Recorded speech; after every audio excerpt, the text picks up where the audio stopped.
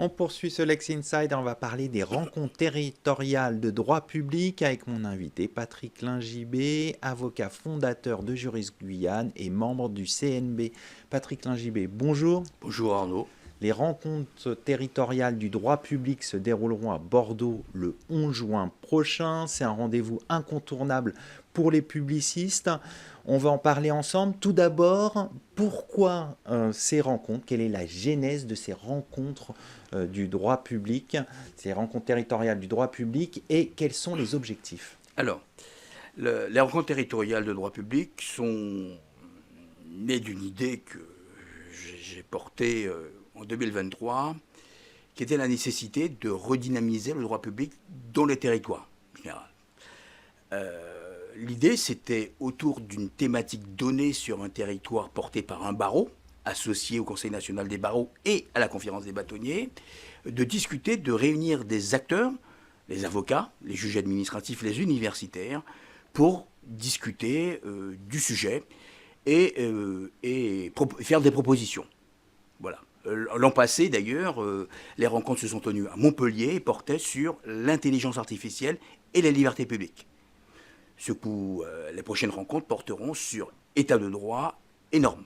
Alors pourquoi justement ce thème état de droit et normes? Alors, ça vient du constat qu'aujourd'hui, notre société démocratique, donc stylée dans l'état de droit, a un problème normatif d'excès de normes qui, effectivement, conclut à son illisibilité. Donc, l'idée, c'est effectivement de faire sachant réfléchir là-dessus, et sortir des propositions. D'ailleurs, avec dans le dispositif mis en place pour ces rencontres, on a un grand témoin de très grande qualité, qui est Jean-Denis Cambruxel, qui est l'auteur d'ailleurs d'un ouvrage que tout le monde peut lire. C'est effectivement les normes à l'assaut de la démocratie. Et il interviendra comme grand témoin avant, effectivement, les débats des 3 tables rondes. Alors justement, vous évoquez un peu le programme. Quels vont être les temps forts de ces rencontres? Alors, les temps forts, outre donc les cours de haute personnalité, dont notamment, effectivement, la bâtonnière et le vice-bâtonnier qui nous reçoit, ça sera effectivement l'intervention de Jean-Denis Cambruxel pendant à peu près 1h30, où il va effectivement faire ses constats de par son expérience. Et ensuite, nous lancerons effectivement 3 tables rondes. La première va effectivement concerner l'élaboration de la norme. La deuxième, l'efficacité. Et la troisième, effectivement, quelle perspective pour améliorer cette norme, en l'occurrence, la rendre plus compréhensible, plus utile, donc plus efficace. Alors, on a vu le programme avec les temps forts. Qu'est-ce que vous attendez de ces rencontres? Alors, comme c'est la réunion de sachants dans le droit public, ce que nous attendons, c'est qu'à travers, parce que essentiellement, comme c'est porté essentiellement pour les avocats, nous sommes des prescripteurs de conseils. Et dans la prescription de conseils, nous cherchons la simplification, l'efficacité. Et la simplification est dans l'efficacité. Donc, c'est effectivement à la suite de ça, de ces rencontres, effectivement, de sortir des propositions qui vont améliorer la qualité, en fait, de la norme, et donc du droit, et l'efficacité au sein de notre état de droit et d'une société démocratique. Alors justement, vous avez fait le constat de l'inflation normative.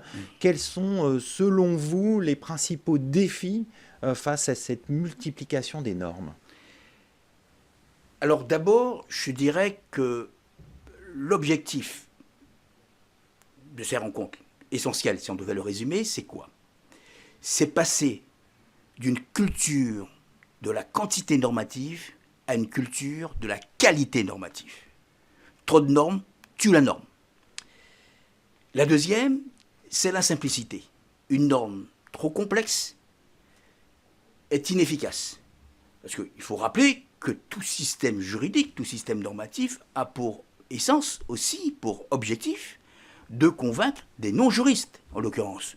Ça veut dire que le citoyen lambda, ça doit être clair pour lui, et ce n'est pas le cas. Donc, à partir de ces constats, de ces objectifs, c'est de se dire comment on arrive.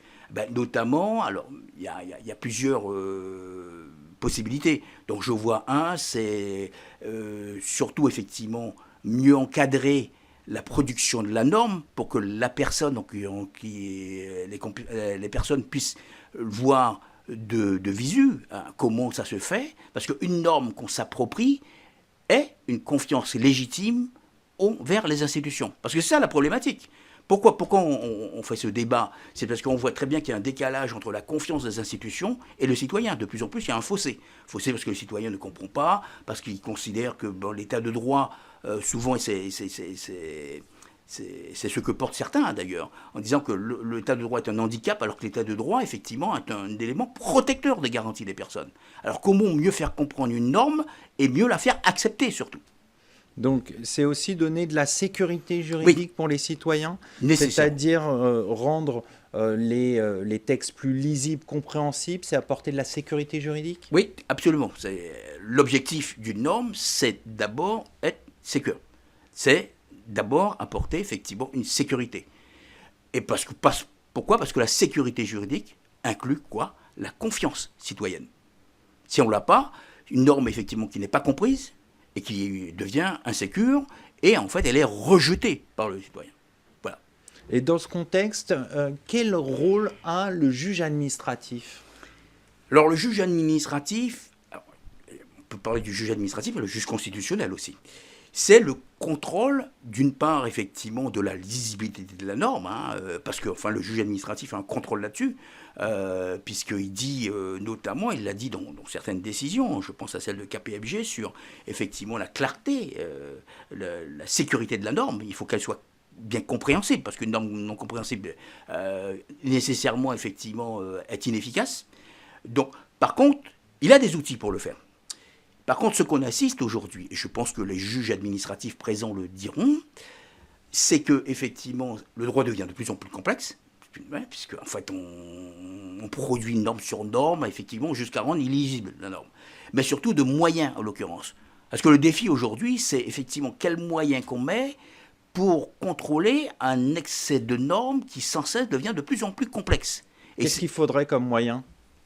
Je veux dire, augmenter les effectifs, ça c'est évident, parce que même s'il y a l'intelligence artificielle, même s'il y a des outils, ce ne sont que des outils, effectivement, aidants, en l'occurrence. Celui qui pense doit rester le juge administratif, le juge constitutionnel, en tout état de cause.